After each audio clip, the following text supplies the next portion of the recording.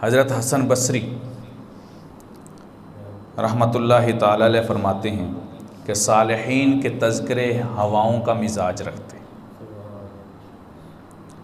وہ تابعی ہیں، وہ کیا کہتے ہیں کہ صالحین کے جو تذکرے ہیں وہ ہواؤں کا مزاج رکھتے ہیں۔ کیا مطلب؟ مسجد میں بھی ہوا کی ضرورت ہے، بازار میں بھی ہوا کی ضرورت ہے، گھر میں بھی ہوا کی ضرورت ہے، کھیتوں میں بھی ہوا کی ضرورت ہے، اندر بھی ہوا کی ضرورت ہے، باہر بھی ہوا کی ضرورت ہے، سفر میں بھی ہوا کی ضرورت ہے، تندرست کو بھی ہوا کی ضرورت ہے، بیمار کو بھی ہوا کی ضرورت ہے، کسی ادارے میں چلے جائیں وہاں بھی ہوا کی ضرورت ہے، ہاسپٹل چلے جائیں وہاں بھی ہوا کی ضرورت ہے۔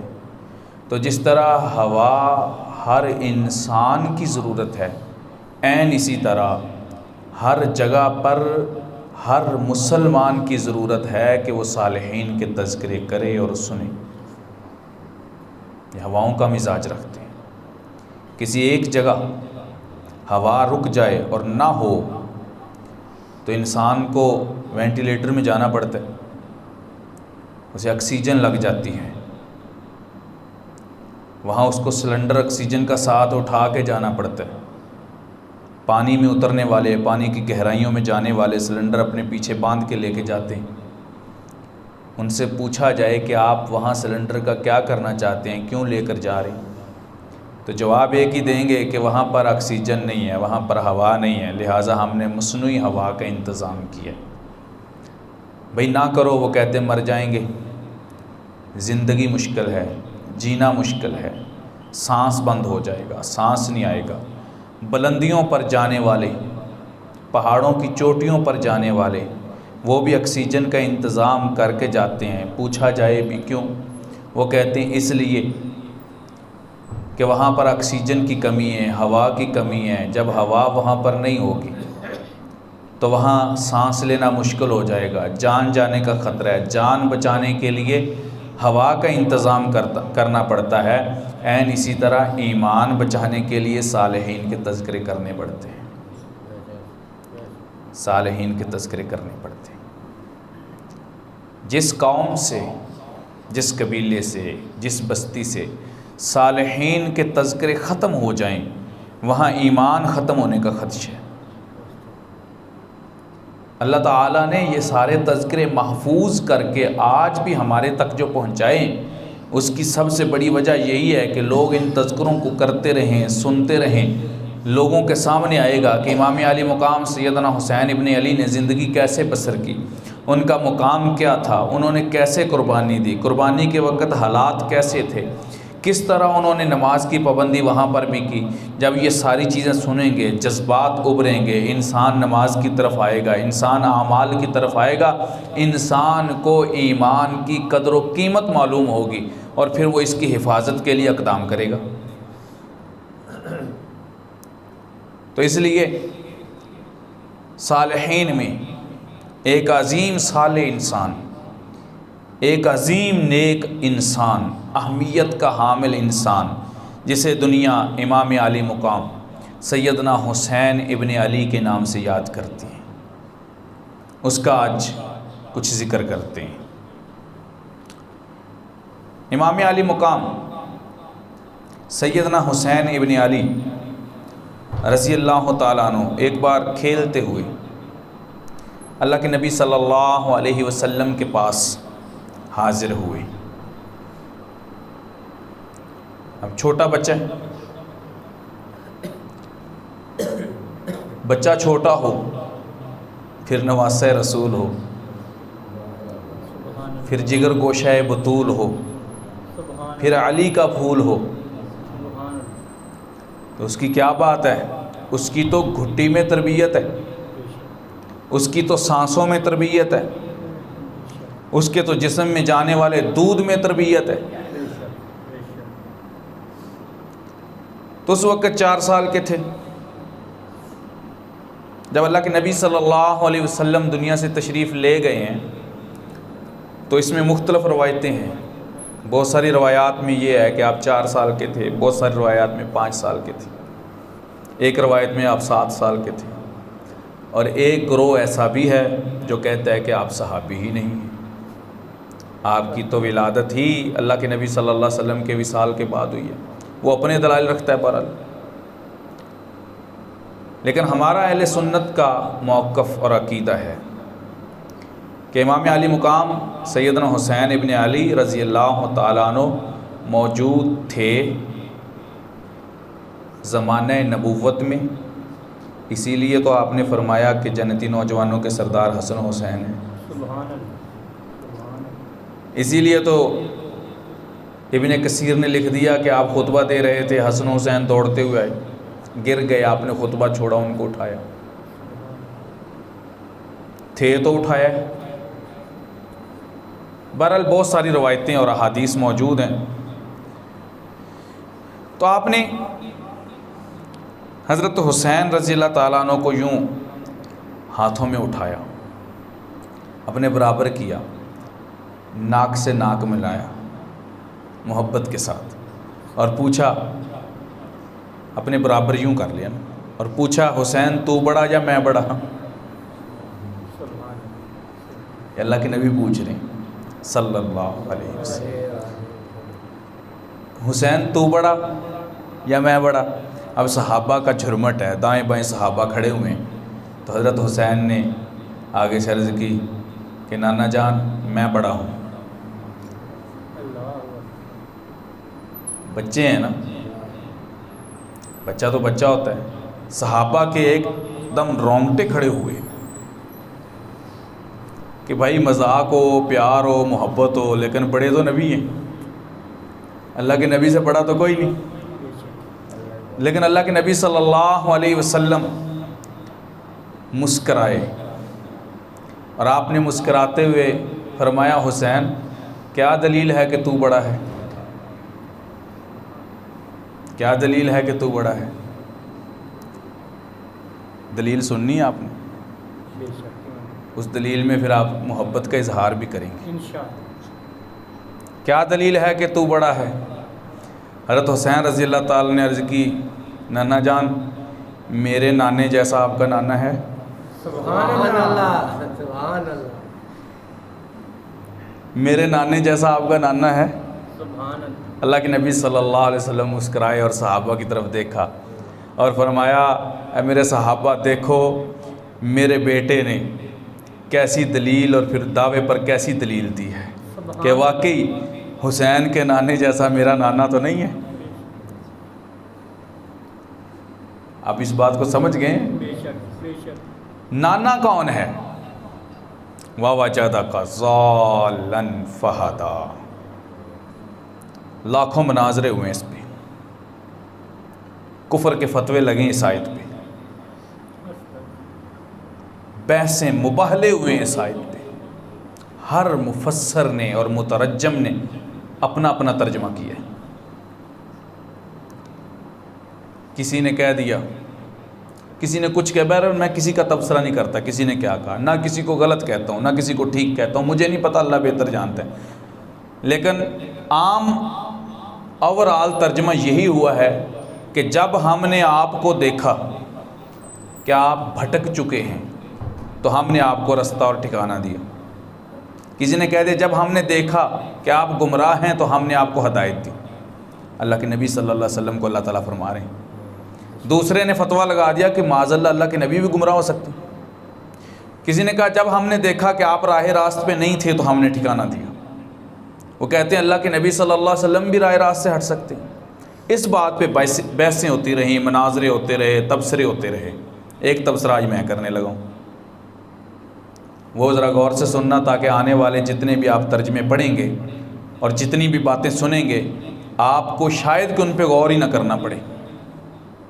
اسی لیے ہم کہتے ہیں ترجمہ ضرور پڑھیں لیکن علماء کے پاس جا کے پڑھیں، سمجھ کر پڑھیں، اور یہاں پر تو بہت سارے علماء نے بھی بہت کچھ کیے۔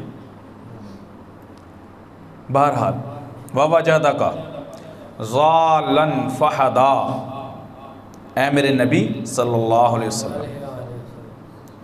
امام قرطبی نے اس پہ بڑی خوبصورت بحث کی، وہ فرماتے ہیں چھوڑو باتیں، مناظرے، بحثیں، مباحثے، ضالًا کا ترجمہ ڈھونڈو اصل ہے کیا۔ ایک ترجمہ اس کا دنیا میں کہ گمراہی، بھٹک جانا، لیکن ایک ترجمہ امام قرطبی کہتے ہیں اور بھی موجود ہے، جب ترجمہ منسوب نبوت کی طرف ہو تو اس کی گہرائی میں جانا پڑتا ہے، اس کو اندر سے ہیرا اور موتی اس ترجمے کا نکالنا پڑتا ہے۔ میرا یہ موضوع تو نہیں ہے، لیکن چلتے چلتے یہ صاف کر دیتے ہیں تاکہ مسئلہ حل ہو جائے۔ صحرا جو ہوتا ہے، ریگستانی علاقہ، وہاں پر کوئی علامت نہیں ہوتی رستوں کی۔ آج تو چلو روڈ بن گئے ہوں گے، اس وقت نہیں تھی۔ ریت ہے، ریت کا ٹیلا بے اعتماد ہوتا ہے، اس کا کوئی اعتبار نہیں۔ آج اس پتھر کے ساتھ جڑا اور جڑتے جڑتے جڑتے وہاں اتنا بڑا ٹیلا لگ گیا، پھر آندھی چلی، یہ ریت اڑنا شروع ہو گئی، اگلے دن آئے تو وہاں کچھ بھی نہیں تھا۔ اب جو آج رستہ دیکھ کے گیا ہے وہ کہتا ہے کہ یہاں ریت کا ٹیلا ہے، اس سے میں ادھر مڑاؤں، تو دوبارہ واپس آؤں گا تو اسی ریت کے ٹیلے سے ادھر مڑوں گا، میرا رستہ سیدھا ہے۔ جب دوسرے دن آتا ہے تو وہاں ریت ہی نہیں ہوتی۔ سمجھ رہے بات؟ وہاں پر رستے تلاش کرنا بڑے مشکل ہوتے ہیں۔ پھر وہاں کیونکہ پانی کا جو لیول ہے وہ بہت نیچے ہوتا ہے، وہاں درخت بھی اتنے نہیں ہوتے، سوائے کھجور کے درخت یا کچھ ایسے۔ پھر درختوں میں بھی خزاں اور بہار آتی جاتی رہتی ہے۔ اس وقت جو سفر ہوتے تھے وہ 2 مہینے پہلے گئے، 2 مہینے بعد واپس آئے، 2 مہینے بعد واپس آئے، خزاں والوں پہ بہار آ چکی تھی، تو بڑا مسئلہ بنتا تھا۔ وہاں پر ایک درخت ایسا کہیں کہیں ہوتا تھا جو ہوتا بھی سرسبز و شاداب تھا اور دور سے نظر آتا تھا، ہوتا بھی سرسبز و شاداب تھا اور دور سے نظر بھی آتا تھا۔ تو وہ لوگ اس کو علامت کے طور پہ استعمال کیا کرتے تھے کہ جب ہم اس درخت سے دائیں مڑ جائیں گے تو 1 دن کی مسافت پر ہمارا گاؤں آ جائے گا، جب اس سے بائیں مڑ جائیں گے تو کوئی کہتا تھا یہاں 2 دن کی مسافت کے بعد ہمارا شہر اور ہماری بستی آ جائے گی۔ تو لوگ اس کو ہدا بناتے تھے، علامت اور نشان کے طور پہ استعمال کرتے تھے، کیونکہ وہ درخت ایسا تھا کہ جس پہ خزاں اور بہار بھی اثر نہیں کرتی تھی، وہ سرسبز ہی رہتا تھا اور وہ با اعتماد بھی ہوتا تھا کہ یہیں رہے گا، اور ہوتا بھی کوئی تھا، یہ بھی نہیں رستہ بھول جائیں کوئی اور درخت کے ساتھ چلے جائیں، اور قریب نہیں ہوتا تھا پھر۔ تو اللہ کے نبی صلی اللہ علیہ وسلم کو اللہ تعالیٰ اس آیت میں یہ فرما رہے ہیں، اے میرے حبیب صلی اللہ علیہ وسلم، جب ہم نے دنیا کو گمراہ پایا تو تجھے علامتی وہ درخت بنایا جس سے ہدایت ملی۔ سبحان اللہ، سبحان اللہ۔ بات سمجھ گئے؟ بے شک۔ یہ نہیں مطلب کہ معاذ اللہ ہم نے آپ کو گمراہ پایا، استغفر اللہ، یہ مطلب نہیں ہے۔ مطلب یہ ہے کہ گمراہ کس کو پایا؟ زمانے کو پایا، دنیا کو گمراہ پایا، اور گمراہی تو واقعی بہت تھی۔ بے شک۔ جب گمراہی پھیل چکی تھی، گمراہی آ چکی تھی اور ہر کوئی گمراہ ہو چکا تھا اور کسی کو کوئی علامت نہیں مل رہی تھی کہ سیدھا رستہ کون سا ہے، اور صحرا جیسا ماحول بن چکا تھا، دور دور تک کوئی علامتی درخت نہیں، اس وقت ہم نے آپ کو ایمان کا وہ پودا دیا جس پودے کی طرف دنیا نے دیکھا تو انہیں جنت کا رستہ نظر آیا۔ سبحان اللہ، سبحان اللہ۔ وَوَجَدَكَ ضَالًّا فَهَدَىٰ، جب ہم نے دنیا کو گمراہ دیکھا تو آپ کو ہدایت کی علامت بنایا۔ سبحان اللہ، سبحان اللہ۔ سمجھ گئے؟ دنیا کو گمراہ دیکھا تو بس اسے تھوڑا سا چینجنگ ہوئی ہے، اور کتنا ترجمہ بدلا ہے اور کتنے مناظرے ہوئے اس پہ۔ بہرحال ہر ایک کا اپنا حق ہے، وہ تحقیق کرے۔ میں نے اپنی ایک آپ کے سامنے بات رکھی۔ تو اللہ کے نبی صلی اللہ علیہ وسلم سیدنا حسین کے وہ نانے ہیں کہ جب پوری دنیا گمراہی میں تھی تو اس وقت علامتی نشان اور جنت کا رستہ دکھانے والا جو سب سے سرسبز و شاداب ایمان کا پودا ہاتھ میں لے کے کھڑا تھا وہ حسین کا نانا تھا۔ سبحان اللہ، سبحان اللہ۔ تو کیا عرض کی کہ اے نانا جان، جیسا میرا نانا ہے آپ کا نانا ویسا نہیں ہے۔ اور اللہ تعالیٰ نے کیا فرمایا؟ وَرَفَعْنَا لَكَ ذِكْرَكَ، ہم نے آپ کے ذکر کو بلند کر دیا۔ یا اللہ، حد کیا ہے؟ اللہ کتنا بلند کیا ہے؟ آسمانوں تک، دوسرے آسمان تک، چھٹے ساتواں سدرۃ المنتہا۔ فرمایا نہیں، جس طرح میرا وجود کوئی نہیں اسی طرح میرے نبی کے ذکر کی حدود کوئی نہیں. سبحان اللہ سبحان اللہ. جس طرح میرا وجود کوئی نہیں، اللہ وجود سے پاک ہے، اور میرا نبی اپنے ذکر، اپنی عظمت، اپنی شان میں کسی بھی حدود سے پاک ہے. کوئی حد نہیں ہے، کوئی حد ہے ان کے مقام کی؟ بلغ العلا بکمالہ، ان کی کوئی حد نہیں ہے. تو یہ ہے وہ سیدنا حسین ابن علی رضی اللہ تعالیٰ عنہ کا نانا. اور آپ کی نانی حسین کی باتیں ہیں نا، آپ کی نانی کیسی؟ ایک مرتبہ حضرت خدیجۃ الکبریٰ رضی اللہ تعالیٰ عنہ جو آپ کی نانی ہے، حضرت فاطمۃ الزہرا کی ماں ہے، مکہ میں وفات پا گئیں، جنت المعلیٰ میں دفن ہے. تو وہ دودھ اور سالن کچھ لے کر آپ کی طرف آ رہی تھی. جبریل آ گئے. جبریل نے آ کے کیا کہا؟ عرض کی کہ اللہ کے رسول خدیجۃ الکبریٰ آ رہی ہیں آپ کے پاس، جن کی باتیں اللہ خود بتائے.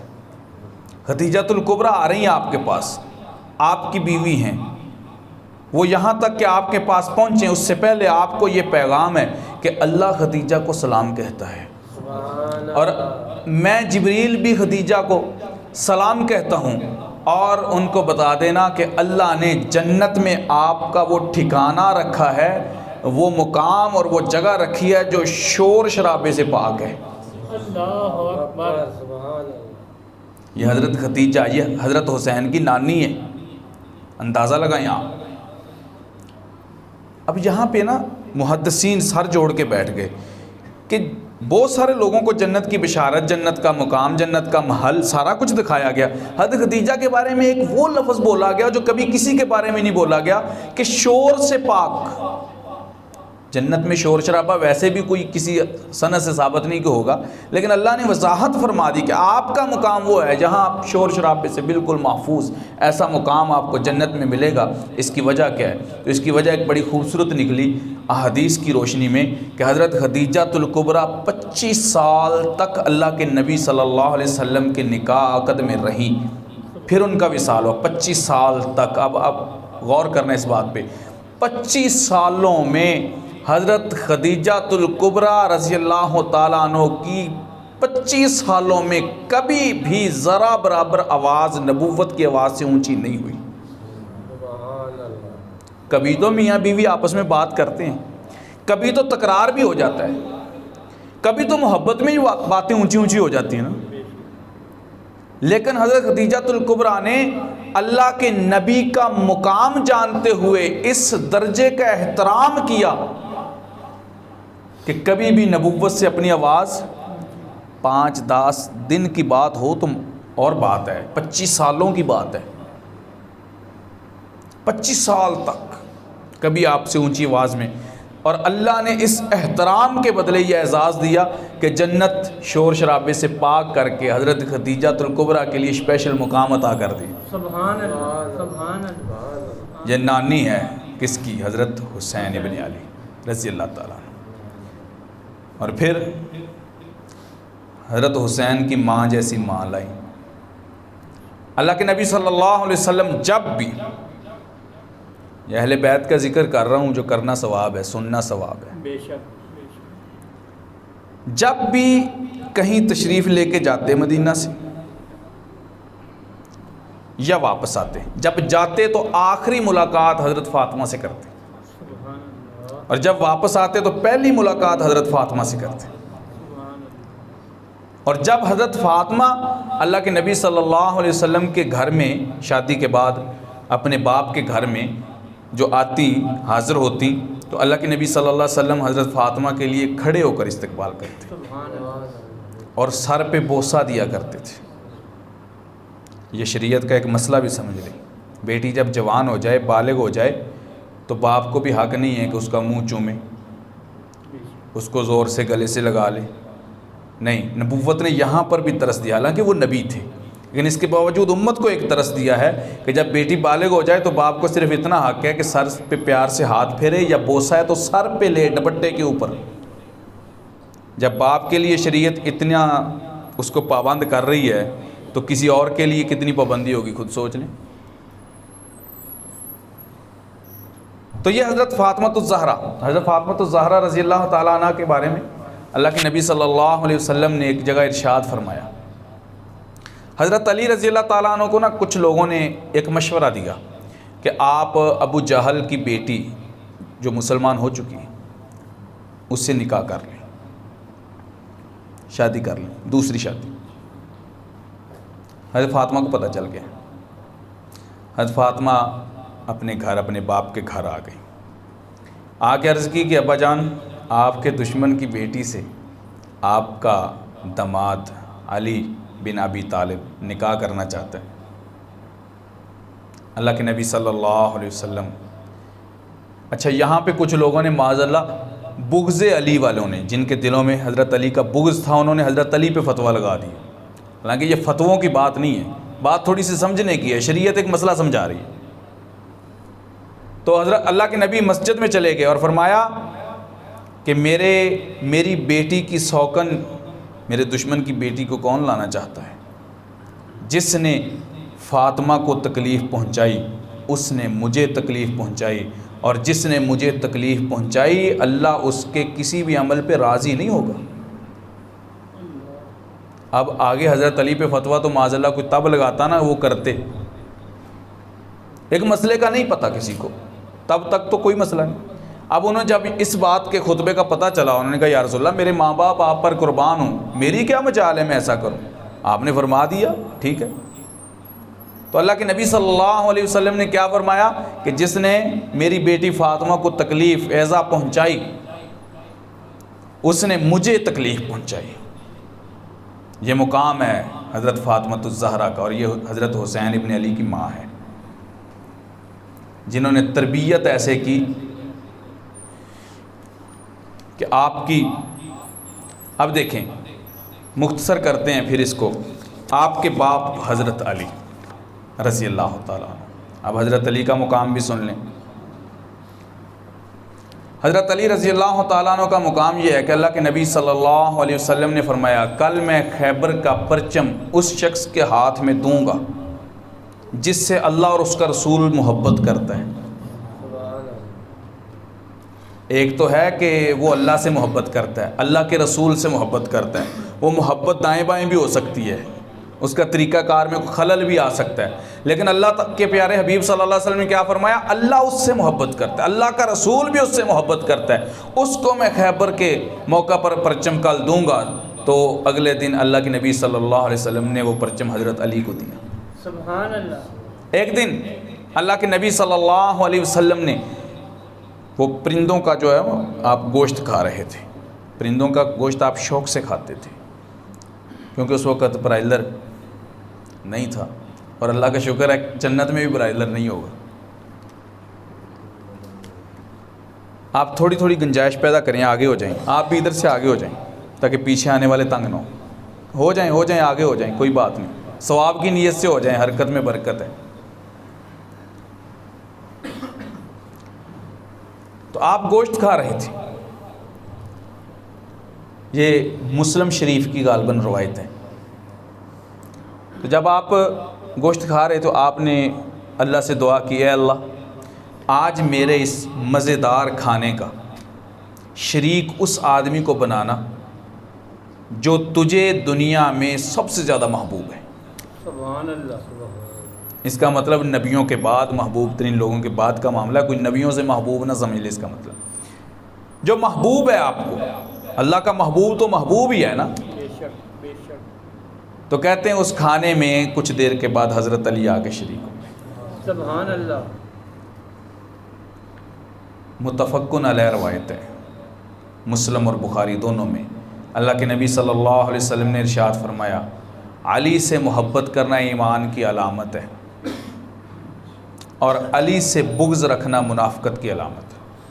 سوال یہ ہے علی سے محبت کیا ہے اور علی کا معاذ اللہ بغض کیا ہے؟ کوئی بھی مسلمان ظاہری طور پہ پوچھیں وہ کبھی بھی یہ نہیں سمجھتا کہ میں علی سے بغض رکھتا ہوں، لیکن کچھ علامتیں تو ہوگی نا. علامت سنیں، جس شخص کے زبان سے جب حضرت علی کے تذکرے ہوں، سنے جائیں، کیے جائیں، اس کی طبیعت کھل اٹھے، اس کی طبیعت میں جو ہے وہ بوجھ نہ ہو، اس کی طبیعت میں ایک مسکراہٹ آ جائے، خوشگواری آ جائے، تو سمجھیں اس کا ایمان بھی کامل ہے۔ اور جس آدمی کے سامنے سیدنا علی المرتضیٰ شیر خدا رضی اللہ تعالیٰ عنہ کے تذکرے ہوں اور اس کی طبیعت پہ پھر بوجھ آئے، تھکن آئے، بور ہو جائے، سمجھیں اس کے دل میں علی کی محبت نہیں ہے۔